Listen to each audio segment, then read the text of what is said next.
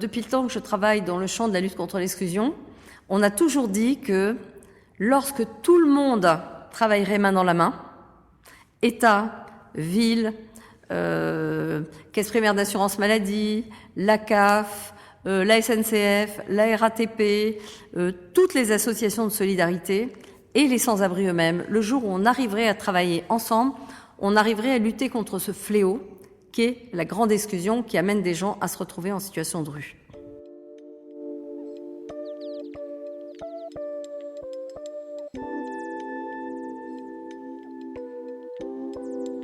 Bonjour, ici Victorien, on est ravis de vous retrouver dans les podcasts de Paris en commun.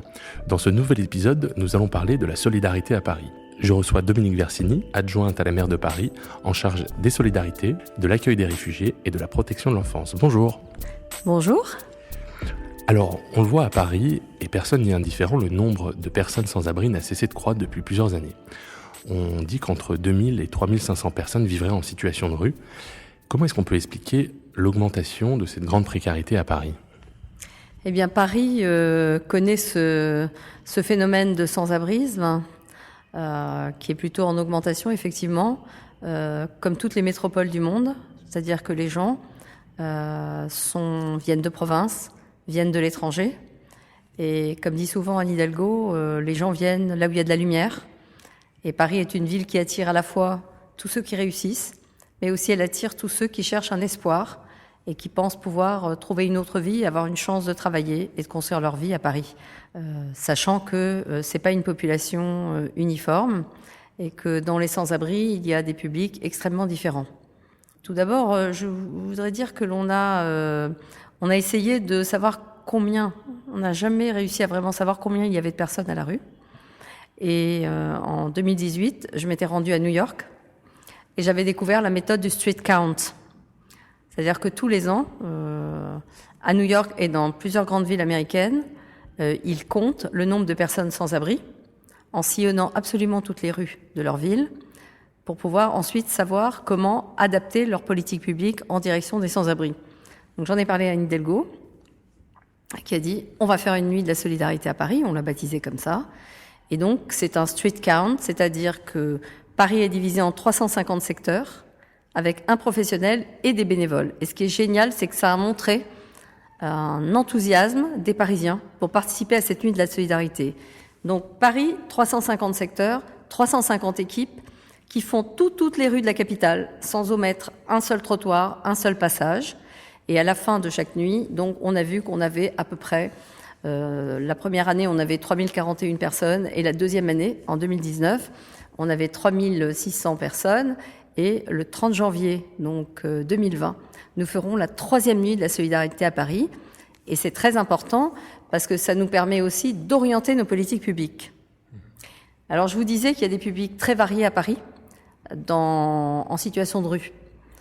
Parce que moi, j'ai co-créé le SAMU social de Paris en 1993 avec le docteur Xavier Emmanueli, qui est un grand médecin de l'humanitaire.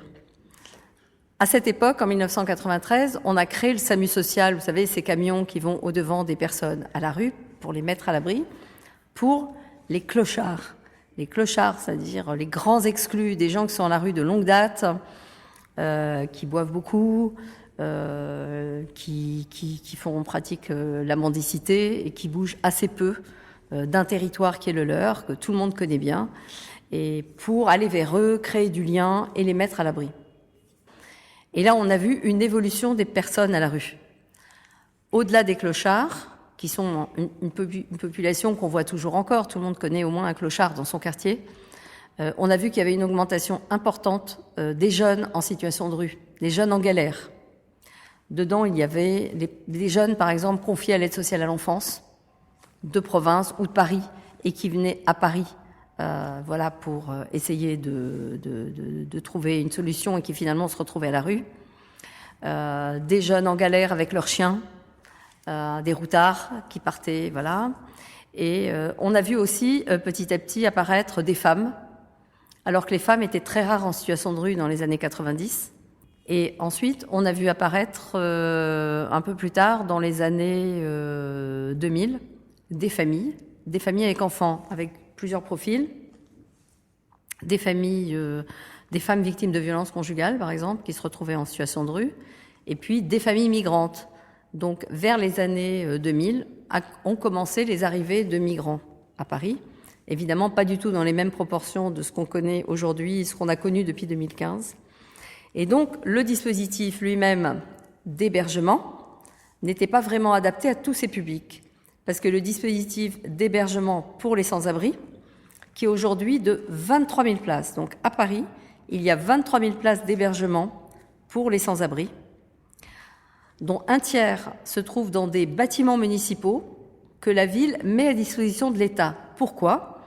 Parce qu'en fait, l'État est en charge, l'État a la compétence en direction des sans-abri, l'État a la compétence et est chargé de mettre à l'abri les personnes sans-abri de façon inconditionnelle. Et c'est d'ailleurs dans ce cadre-là que vous avez lancé en 2014 une démarche qui voulait mettre tous les acteurs autour de la table pour signer ce pacte contre la grande exclusion. Est-ce que vous pouvez nous parler un peu de la philosophie de ce pacte et pourquoi est-ce qu'il était absolument nécessaire ? Donc, quand, en début de mandature, en 2014, Anne Hidalgo décide de faire de la lutte contre la grande exclusion la grande cause de sa mandature. Et c'était un pari incroyable. C'était la première fois qu'un maire faisait ce pari et prenait cette décision. Mais en fait, la décision d'Anne Hidalgo a été vraiment inédite et elle a entraîné tout le monde derrière cette grande cause, cette lutte contre la grande exclusion. Alors, ce qu'on a décidé de faire, avec mon équipe, c'est de mettre autour de la table tous les acteurs de terrain.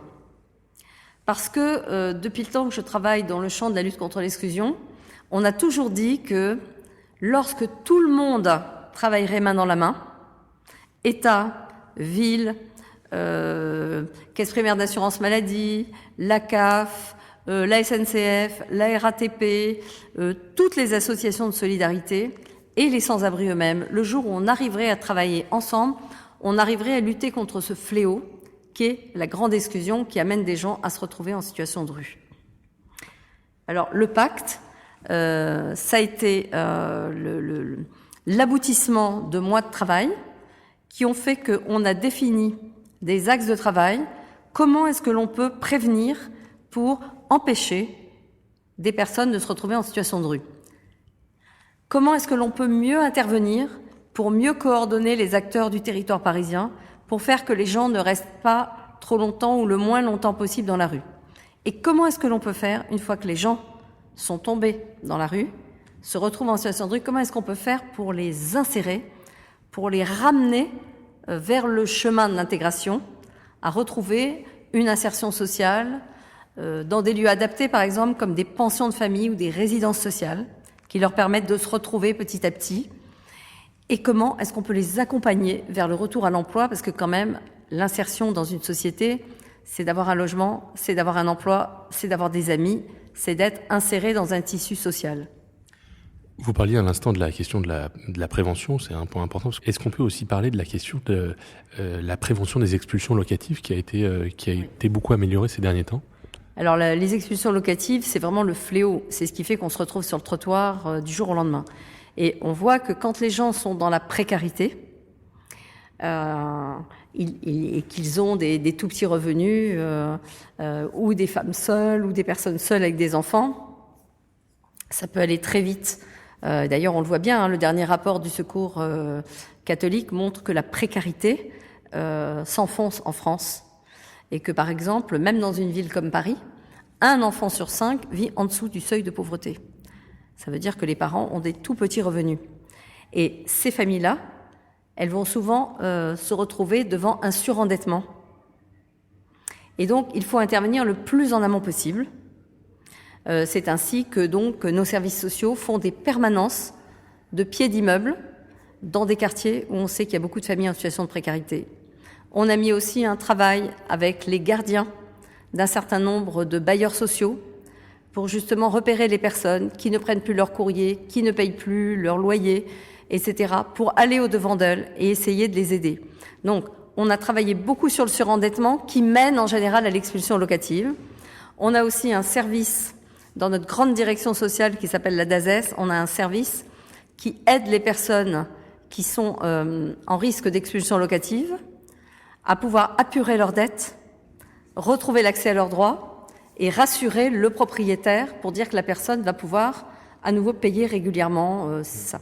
Nous avons signé une charte des expulsions locatives avec l'État et on a tous travaillé ensemble pour soit éviter l'engrenage, surendettement, etc., non paiement du loyer, non paiement de l'électricité, etc., pour aider les gens à apurer leur situation financière. Et par ailleurs, on a constaté des effets très positifs, puisque alors que les expulsions locatives augmentent partout en France, elles ont baissé significativement, elles ont baissé de 15% à Paris. Et l'objectif, c'est vraiment de continuer pour arriver à 0 expulsion locative. Alors, au-delà de la question de la prévention, face aux situations de rue existantes, la ville intervient aussi directement auprès des sans-abri. Et là, il y a une série de mesures dont on pourrait parler, comme la coordination des maraudes, les réseaux de femmes qui ont été créés. Alors, la Nuit de la Solidarité a montré quelque chose d'important, c'est une augmentation de la présence des femmes en situation de rue. Donc, des femmes très désocialisées, très abîmées par la rue, et ayant subi beaucoup de traumatismes, des viols, des agressions, parce qu'il faut savoir que les femmes à la rue, elles font toujours l'objet d'agressions, de viols. Elles sont des proies, même lorsqu'elles sont très désocialisées, très abîmées. Elles sont toujours des proies, et du coup, elles ont toujours peur d'aller dans les centres d'hébergement, bien qu'ils aient tous été humanisés, qu'ils aient des personnels très professionnels. Parce qu'elles ont des mauvais souvenirs de périodes où, dans les centres d'hébergement, elles ont pu se faire agresser. Ceci n'existe plus, je tiens à le préciser. Mais ces femmes-là nous ont demandé de pouvoir être accueillies dans des lieux adaptés pour les femmes, où il n'y ait que des femmes qui soient accueillies et plutôt prises en charge par des professionnels femmes. Et c'est ainsi que Anne Hidalgo a décidé d'ouvrir une halte pour les femmes au cœur même de l'Hôtel de Ville de Paris, dans des très beaux salons qui servait à accueillir les personnalités comme la reine d'Angleterre, le roi d'Espagne, etc. Et maintenant, ces salons sont pour toujours, pas que pour l'hiver, transformés en une halte pour les femmes. Et il y a à peu près une quarantaine de femmes qui peuvent y dormir. Et il y a aussi un accueil de jour où des femmes peuvent venir prendre une douche, voir un travailleur social.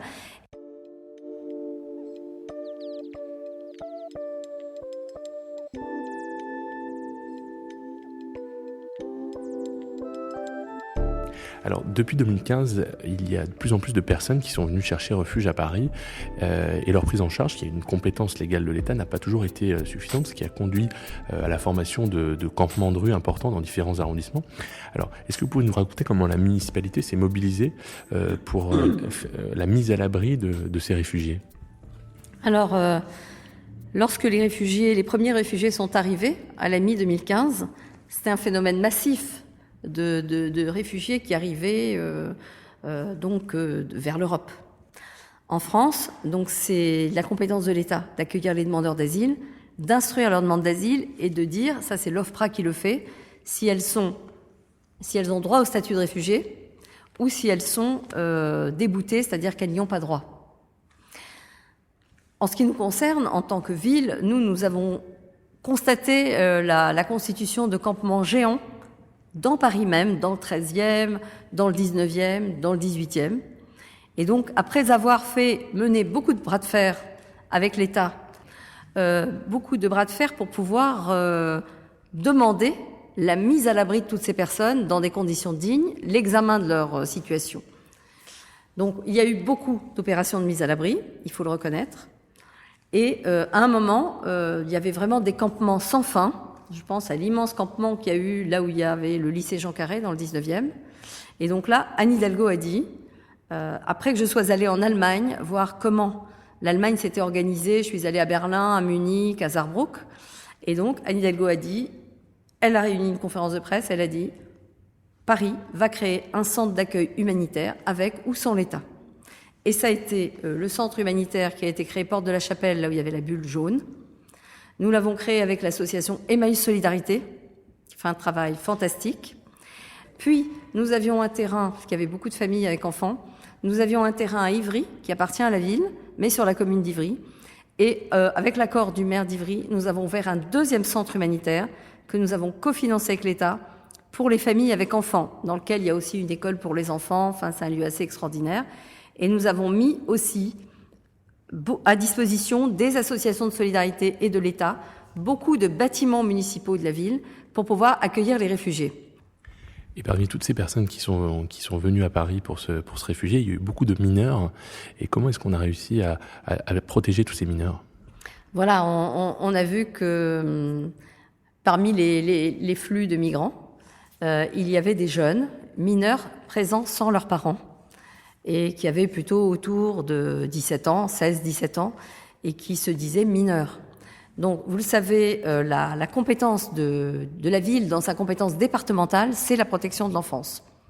Donc, nous avons 4500 enfants qui nous sont confiés par les juges, soit parce qu'ils ont subi des maltraitances familiales, soit parce qu'ils sont mineurs isolés étrangers. Sur les 4500 enfants que la ville prend en charge et accompagne jusqu'à ses 21 ans, 40% sont des mineurs isolés étrangers, ou qu'on appelle encore mineurs non accompagnés. Et il faut savoir que Paris et la Seine-Saint-Denis accueillent à eux deux, ces deux départements, 50% des mineurs isolés étrangers qui arrivent chaque année en France. Mais ce qui est super aussi à Paris, c'est que nous avons pu, par la volonté d'Anne Hidalgo, aller au-delà de notre compétence. Parce que la compétence du département, de la ville, c'est de prendre en charge les enfants confiés à l'aide sociale à l'enfance jusqu'aux 18 ans. Mais Anne Hidalgo a décidé, et le Conseil de Paris a validé, que tous les jeunes de l'ASE, à leurs 18 ans, l'ASE, l'aide sociale à l'enfance, puissent continuer à être pris en charge par nos services de l'aide sociale à l'enfance jusqu'à leurs 21 ans.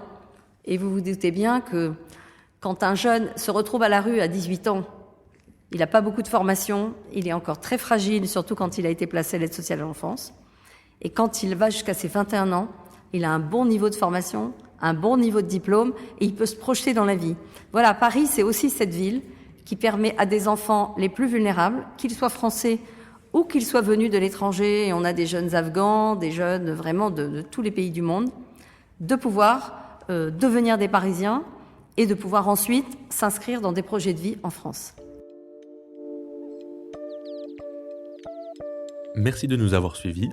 N'hésitez pas à partager cet épisode sur les réseaux sociaux et dans votre entourage, mais surtout, abonnez-vous au podcast de Paris en commun sur votre plateforme préférée, Apple Podcast, Deezer, Spotify, SoundCloud, Google Podcast ou Magellan, en tapant Paris en commun dans votre barre de recherche.